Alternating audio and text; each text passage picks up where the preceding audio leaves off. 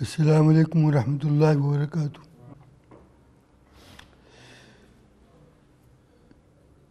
جملہ حاضرین کرام، ناظرین کرام، سامعین کرام اور میری اسلامی ماں اور بہنوں، گزشتہ درس سپارہ نمبر 15 سورۃ الاسراء رکو نمبر 6 تک اور اس کے بعد سے 7 رکو اور 8 رکو تک آپ نے چند باتیں سنی تھیں۔ اس درس کا جوڑ ملانے کے لیے چند باتیں جلدی ایک نقشے کے طور پر بیان کرنی ہیں، اس کے بعد انشاءاللہ درس بھی شروع ہو جائے گا اور تمہید بھی شروع ہو جائے گی۔ وقت کے ایک شاعر نے کبھی ایک شعر کہا تھا، نہ معلوم کیوں آج یاد آ گیا۔ شعر کیا ہے؟ پھول کی پتی سے کٹ سکتا ہے ہیرے کا جگر، پھول کی پتی سے کٹ سکتا ہے ہیرے کا جگر، مرد ناداں پر کلام نرم نازک بے اثر۔ ہم سب ناداں ہیں، دعا کرتا ہوں اپنے لیے بھی آپ کے لیے بھی اللہ تبارک و تعالیٰ میں دانہ بنا دے۔ ناداں دانہ زمین آسمان کا فرق ہے۔ ناداں کیوں ہیں؟ ہم نے زندگی میں کبھی قرآن سمجھنے کی کوشش نہیں کی، قرآن سیکھنے کی کوشش نہیں کی، قرآن کریم پڑھنے کی کوشش نہیں کی، قرآن کریم کے جو رموز اور اوقاف اور برکات اور اس کے جو اندر تحائف چھپے ہوئے ہیں ان کو ہم نے اپنے قریب نہیں آنے دیا۔ یہ ہماری نادانی کی بات ہے۔ اس لیے دعا کرتا ہوں، کیا دعا کرتا ہوں؟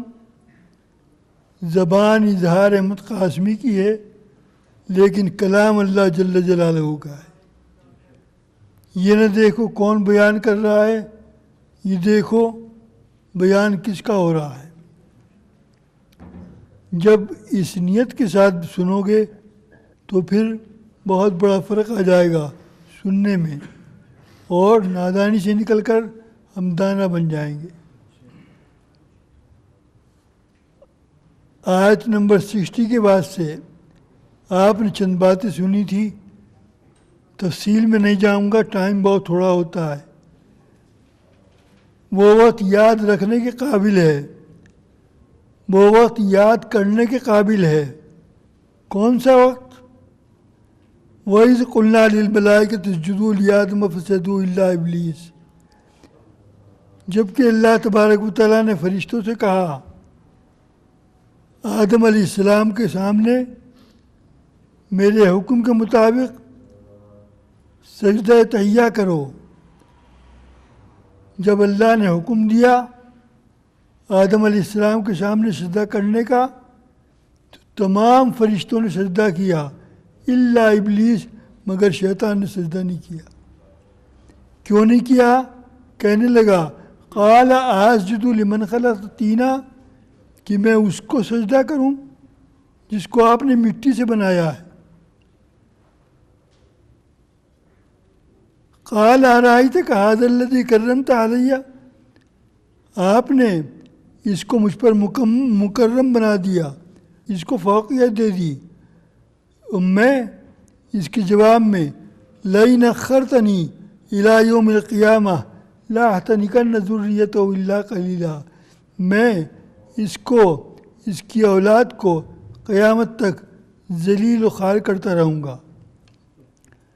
اللہ جل شانہ نے جواب دیا، آیت نمبر 63، قال اذهب، جا اپنا کام کر، فمن تبعک منہم، جس نے تیرے راستہ سے اختیار کیا، جس نے تیرا اتباع کیا، جس نے تیری بات مانی ہو شیطان، فَإِنَّ جَهَنَّمَ جَزَاؤُكُمْ جَزَاءً مَغْفُورًا، میں تجھ کو بھی اور تیری سب بات ماننے والوں کو جہنم سے بھر دوں گا۔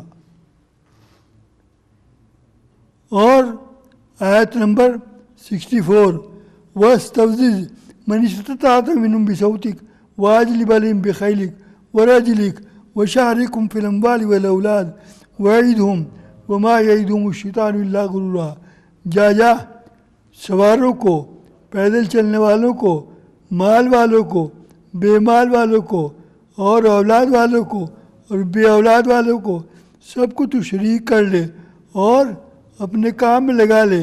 یعدہم الشیطان الا غرورا، شیطان کے وعدے بالکل دھوکے ہوتے ہیں۔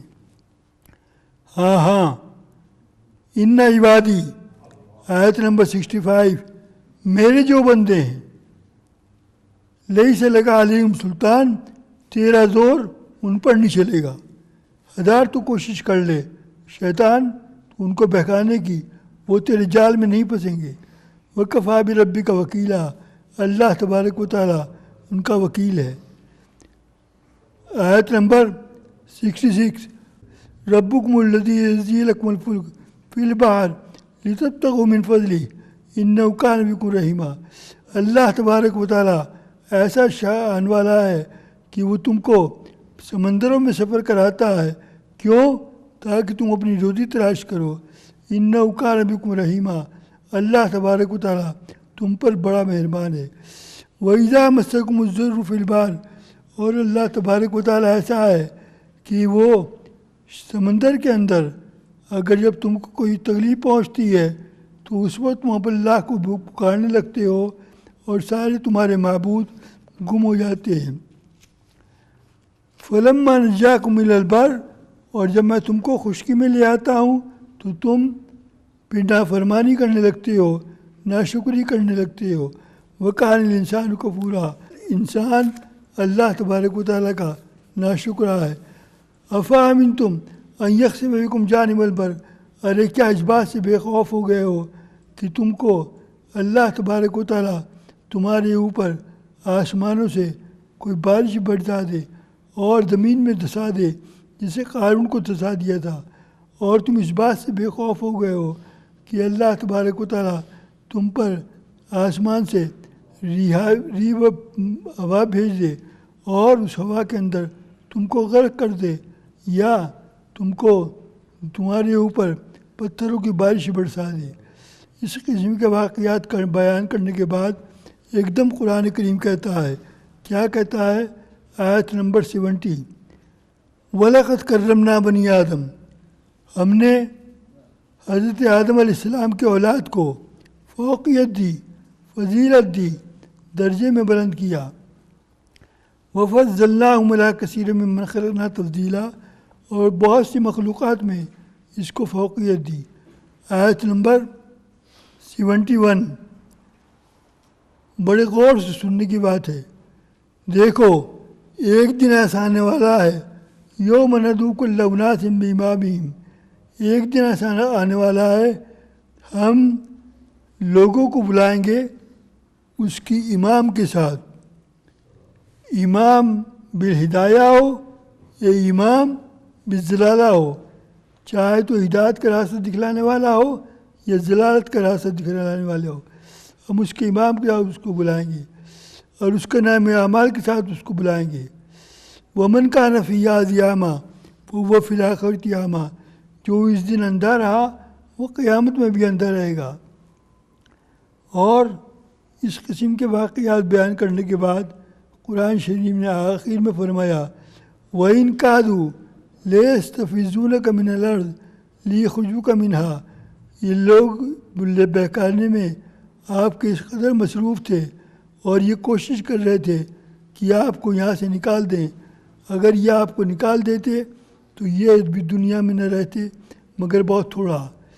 سنت من قد ارسلنا قبلک من رسولنا، یہ ہمارا طریقہ کار ہے جو ہمارے رسول کے بارے میں ہے۔ جب ہمارے رسولوں کی مخالفت کی جاتی ہے اور ہمارے رسولوں کو ڈپورٹ کیا جاتا ہے تو پھر اللہ تبارک و تعالیٰ بھی اس قوم کو ختم کر دیتے ہیں۔ آج کا درس یہاں سے شروع ہوتا ہے۔ اقیم الصلاۃ لدلوک الشمس، فرمایا نماز قائم کرو زوال کے بعد سے۔ کب تک؟ ظہر کی نماز، عصر کی نماز، اس کے بعد مغرب کی نماز، عشاء کی نماز اور فجر کی نماز، اور الی غسق اللیل و قرآن الفجر، اور رات میں قرآن کریم کی تلاوت کرو فجر کی نماز میں۔ ان قرآن الفجر کان مشہودا، جب تم قرآن کریم کی تلاوت کرو گے تو فجر کی نماز میں، تو یہ وقت معلوم ہے کون سا وقت ہے؟ یہ فرشتوں کی حاضری کا وقت ہے۔ فجر کی نماز میں فرشتوں کی حاضری کا وقت ہے۔ میں نے کہہ دیا، آپ نے سن لیا۔ سال میں 365 دن، ایمانداری سے بتاؤ ہم میں کتنے جو فجر کی نماز پڑھتے ہیں؟ ایک دن بھی فجر کی نماز پڑھنے کی توفیق نہیں ہوتی۔ فرمایا اور وَمِنَ اللَّيْلِ فَتَہَجَّدْ بِهِ نَافِلَةً لَكَ، اور رات کے اندر آپ تہجد کی نماز پڑھیے۔ نَافِلَةً لَكَ، یہ آپ کے نفل نماز ہے۔ عَسَىٰ رَبُّكَ أَن يَبْعَثَكَ مَقَامًا مَحْمُودًا، میں اللہ سے امید ہے کہ اللہ تبارک و تعالیٰ آپ کو مقام محمود کی برکتوں سے نوازے گا۔ مطالعہ کر رہا تھا، کرنا پڑتا ہے، تو حضرت مجدد الفسانی کا ایک مقولہ یاد آیا، پڑھا، یاد نہیں آیا، پڑھا۔ کیا لکھا انہوں نے؟ فرمایا تہجد کو مقام محمود سے بڑا تعلق ہے۔ مقام محمود کیا ہے؟ یہ لکھا ہے سامنے، اذان کی دعا، وَبَسُ مَقَامًا مَحْمُودًا إِنَّ رَبَّكَ لَا تُخْلِفُ الْمِيعَادَ۔ اذان کے بعد کی دعا میں یہ لفظ ہے۔ مقام محمود کیا ہے؟ یہ مقام محمود مقام شفاعت ہے۔ شفاعت کی بھی دو قسمیں ہیں، شفاعت صغریٰ ہے اور شفاعت کبریٰ ہے۔ تو اللہ تبارک و تعالیٰ کے نبی حضور صلی اللہ علیہ وسلم مقام محمود میں کھڑے ہو کر ہماری اور آپ کی شفاعت فرمائیں گے۔ تو تہجد کی نماز سے بڑا تعلق ہے اس کو۔ اور حضور اکرم صلی اللہ علیہ وسلم یوں دعا کیجئے، وَقُلْ رَبِّ ادْخِلْنِی مُدْخَلَ صِدْقٍ، اے میرے اللہ جب مجھے تو یہاں سے نکالے تو عزت کے ساتھ نکال، اور جب تو مجھے یہاں رکھے تو عزت کے ساتھ رکھ، وَاجْعَلْ لِی مِن لَدُنْکَ سُلْطَانًا نَصِیرًا، اور میرا کوئی ہیلپ کرنے والا بنا دی۔ اور آپ یوں اعلان کیجئے، وَقُلْ جَاءَ الْحَقُّ وَزَهَقَ الْبَاطِلُ إِنَّ الْبَاطِلَ كَانَ زَهُوقًا۔ یہ آیت کس وقت نازل ہوئی؟ شان نزول کیا ہے؟ اس وقت جب مکہ معظمہ کے اندر مسلمانوں کا زندہ رہنا بہت مشکل ہو گیا تھا، اور چند گنے چنے مسلمانوں نے حبشہ کی طرف ہجرت کر لی تھی۔ اس وقت یہ آیت نازل ہوئی، آپ علی اعلان ڈنکے کی چوٹ اذان دیجیے، اور حق آ گیا اور باطل نیست و نابود ہو گیا۔ وَنُنَزِّلُ مِنَ الْقُرْآنِ مَا هُوَ شِفَاءٌ وَرَحْمَةٌ لِّلْمُؤْمِنِينَ، ہم نے یہ قرآن کریم نازل کیا ہے، اس میں شفا ہے، اس میں رحمت ہے مسلمانوں کے لیے۔ وَلَا يَزِيدُ الظَّالِمِينَ إِلَّا خَسَارًا، اور ظالموں کا اس سے نقصان ہی ہوتا ہے اگر وہ اس پر ایمان نہ لائے۔ وَإِذَا أَنْعَمْنَا عَلَى الْإِنسَانِ أَعْرَضَ وَنَأَىٰ بِجَانِبِهِ، اور جب ہم انسان پر انعام کرتے ہیں تو وہ کیا کرتا ہے؟ اعراض کرنے لگتا ہے۔ وَإِذَا مَسَّهُ الشَّرُّ، اور جب اس کو تکلیف پہنچتی ہے تو نا امید ہو جاتا ہے۔ قُلْ كُلٌّ يَعْمَلُ عَلَىٰ شَاكِلَتِهِ، حضور اکرم صلی اللہ علیہ وسلم آپ فرما دیں کہ تم اپنے طور پر عمل کیے جاؤ، اور جو عمل کر رہے ہو فَرَبُّكُمْ أَعْلَمُ بِمَا فِي أَنفُسِكُمْ، اللہ تبارک و تعالیٰ تمہارے اعمال کو بہت اچھی طرح دیکھ رہا ہے اور وہ جانتا ہے، اور ہدایت کے راستے پر کون چل رہا ہے اور کون نہیں چل رہا. یہاں تک یہ آج کا درس تھا. اب کچھ تمہید کے طور پر باتیں کرنی ہیں. سپارہ 24 سورۃ المومن. اس سورت کے اندر 85 آیتیں ہیں اور 9 رکوع ہیں اور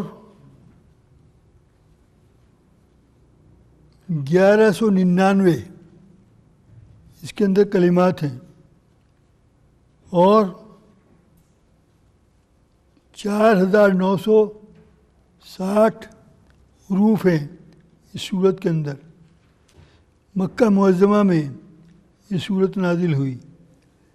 اس کے اندر ہماری ہمت افزائی کے لیے کچھ باتیں ہیں، اس لیے ان کو بیان کر رہا ہوں.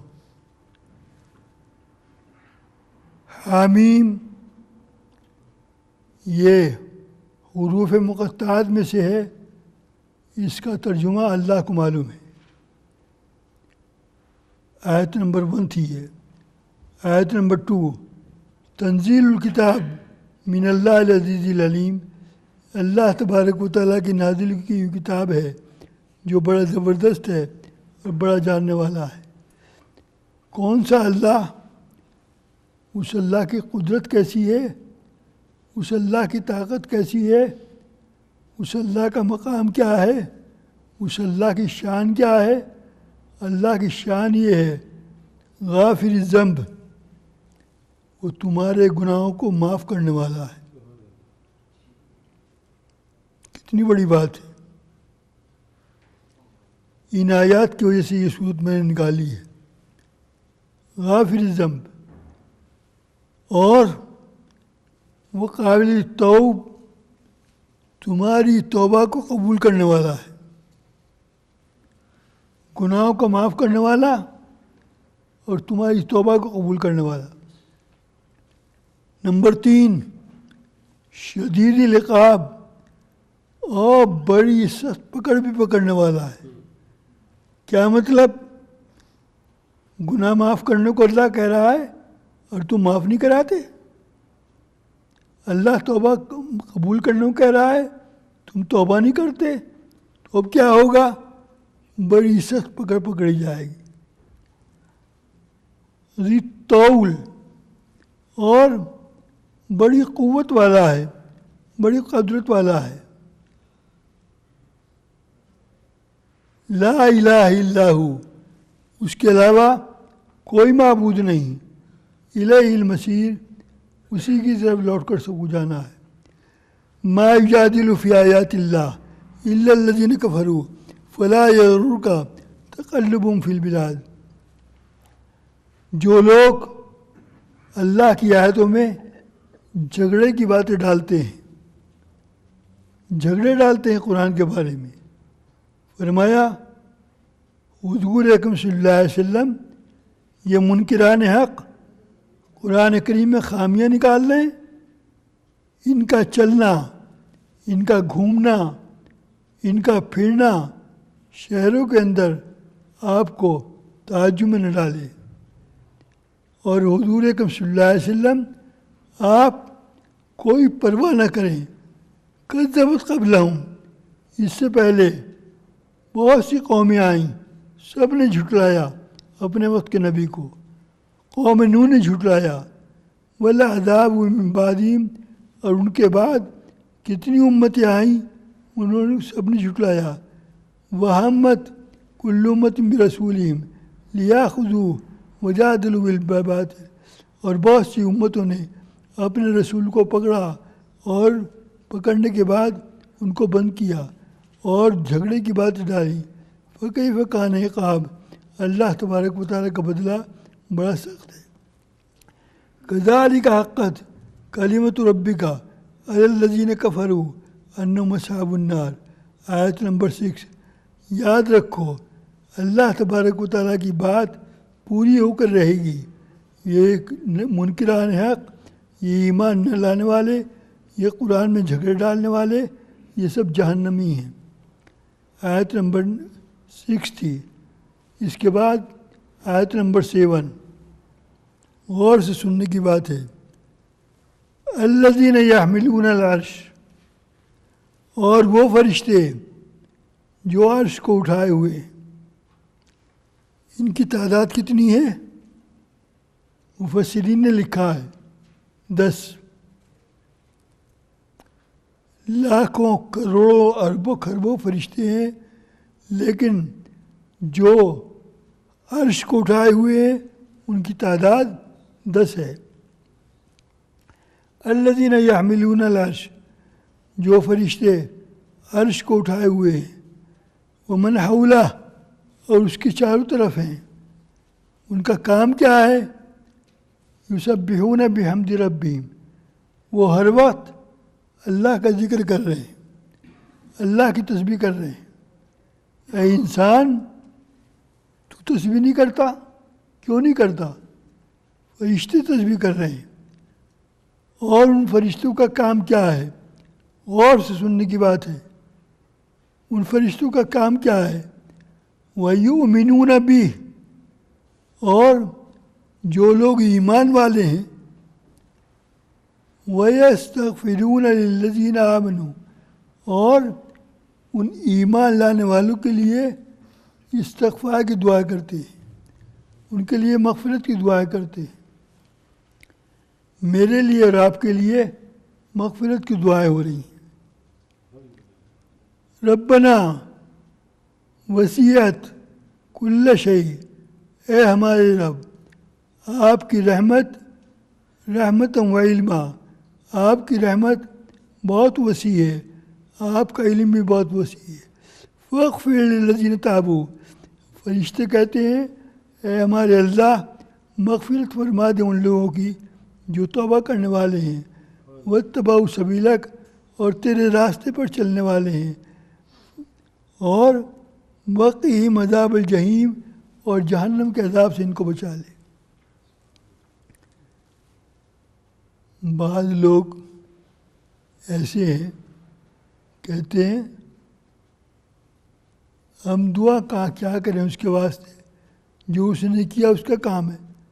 میں اپنی قبر میں سوؤں گا، وہ اپنی قبر میں سوئے گا. تو جب یہ بات ہے تو یہ فرشتے کیوں دعائیں کر رہے ہیں؟ ایک سوال اٹھتا ہے، فرشتے کیوں دعائیں کر رہے ہیں؟ پھر ایسی بات نہیں ہے، سب کو دعا کرنی چاہیے. فرشتے دعا کر رہے ہیں اور کیا کہہ رہے ہیں؟ ان کو جہنم کے عذاب سے. ربنا، آیت نمبر 8، ربنا، اے ہمارے رب، وادخلہم جنات الدین التی، ان کو آپ جنت میں داخل کر دیں. کون سی جنت؟ وعدتہم، جس جنت کا آپ نے ان سے وعدہ کیا ہوا ہے. اور بڑی زبردست آیت ہے، بھولنا نہیں اس آیت کو. ومن صلح من آبائہم، اگر ان کے ابا نے نیک کام کیے ہوں گے ان کو ابا کو جنت میں داخل کر دے. کون کہہ رہا ہے؟ فرشتے. فرشتے دعا کر رہے ہیں. ومن صلح من آبائہم، اور وازواجہم، اگر ان کی بیوی نے، اگر ان کی شریک حیات نے، اگر ان کی وائف نے نیک کام کیے ہوں گے تو ان کی وائف کو، ان کی زوجہ کو، ان کی شریک حیات کو جنت میں داخل کر دے. باپ کے لیے دعائیں مانگ رہے ہیں، ماں کے لیے دعائیں مانگ رہے ہیں، بیوی کے لیے دعائیں مانگ رہے ہیں. اب کون رہ گیا؟ دیکھو قرآن، وذریاتہم، اور میرے اللہ، ان کی جو اولاد ہے، اگر ان کی اولاد نے نیک کام کیے ہوں گے تو ان کی اولاد کو بھی جنت میں داخل فرما دے. انک انت العزیز الحکیم، بے شک آپ بڑے زبردست ہیں اور رحمت والے ہیں. آیت نمبر 9، وقہم السیئات، برائیوں سے ان کو بچا لے میرے اللہ. ومن تق السیئات، جس کے برائیوں کو آپ نے ختم کر دیا، معاف کر دیا، یومئذ فقد رحمتہ، وہ بہت بڑی رحمت کا مستحق ہو گیا. ذالک هو الفوز العظیم، یہ بہت بھاری کامیابی ہے، یہ بہت بڑی کامیابی ہے. اللہ تبارک و تعالیٰ ان تمام دعاؤں کا ہم سب کو مستحق بنائے، اور اللہ تبارک و تعالیٰ ہم سب کو ہمیشہ ہمیشہ قرآن کریم پڑھنے کی، سمجھنے کی، عمل کرنے کی توفیق عطا فرمائے۔ وآخر دعوانا ان الحمد للہ رب العالمین۔